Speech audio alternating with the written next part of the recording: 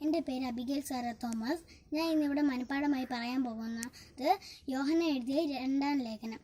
നമ്മിൽ വസിക്കുന്നതും നമ്മോട് കൂടി എന്നേക്കും ഇരിക്കുന്നതുമായ സത്യം നിമിത്തം ഞാൻ മാത്രമല്ല, സത്യത്തെ അറിഞ്ഞിരിക്കുന്ന എല്ലാവരും സത്യത്തെ സ്നേഹിക്കുന്ന മാന്യനായികയാർക്കും മക്കൾക്കും മൂപ്പനായ ഞാൻ എഴുതുന്നത്. പിതാവായ ദൈവത്തിങ്കിൽ നിന്നും പിതാവിൻ്റെ പുത്രനായ യേശുക്രിസ്തുവിങ്കിൽ നിന്നും സ്നേഹത്തിലും സത്യത്തിലും കൃപയും കനിയവും സമാധാനവും നമ്മുടെ കൂടെ ഇരിക്കുമാറാകട്ടെ. നമുക്ക് പിതാവിങ്കിൽ നിന്ന് കൽപ്പന ലഭിച്ചതുപോലെ അവിടുത്തെ മക്കളിൽ ചിലർ സത്യത്തിൽ നടക്കുന്നത് ഞാൻ കണ്ട് അത്യന്തം സന്തോഷിച്ചു.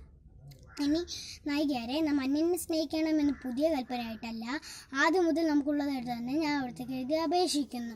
നിങ്ങൾ ആദ്യം മുതൽ കേട്ടതുപോലെ അനുസരിച്ച് നടപ്പാനുള്ള കൽപ്പന ഇതത്ര: യേശുക്രിസ്തുവിൻ്റെ ജഡത്തിൽ വന്നതിന് സ്വീകരിക്കാത്ത വഞ്ചകന്മാർ പലരും ലോകത്തിലേക്ക് പുറപ്പെട്ടിരിക്കുന്നുവല്ലോ. വഞ്ചകനും എതിർ ക്രിസ്തുവും ഇങ്ങനെയുള്ളവനാകുന്നു.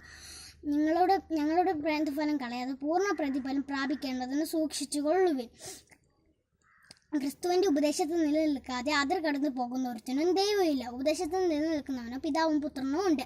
ഒരുത്തൻ ഈ ഉപദേശവും കൊണ്ട് അല്ലാതെ നിങ്ങളും അടുക്കൽ വന്നുവെങ്കിൽ അവനെ വീട്ടിൽ കൈക്കൊള്ളരുത്. അവന് കുശലം പറയരുത്. അവന് കുശലം പറയുന്നവൻ ദുഷ്പ്രവർത്തികൾക്ക് കൂട്ടാളിയല്ലോ. നിങ്ങൾക്ക് എഴുതുവാൻ പലതുമുണ്ട്, എങ്കിലും കടലാസിനും മഷി കൊണ്ട് എഴുതുവാൻ എനിക്ക് മനസ്സില്ല.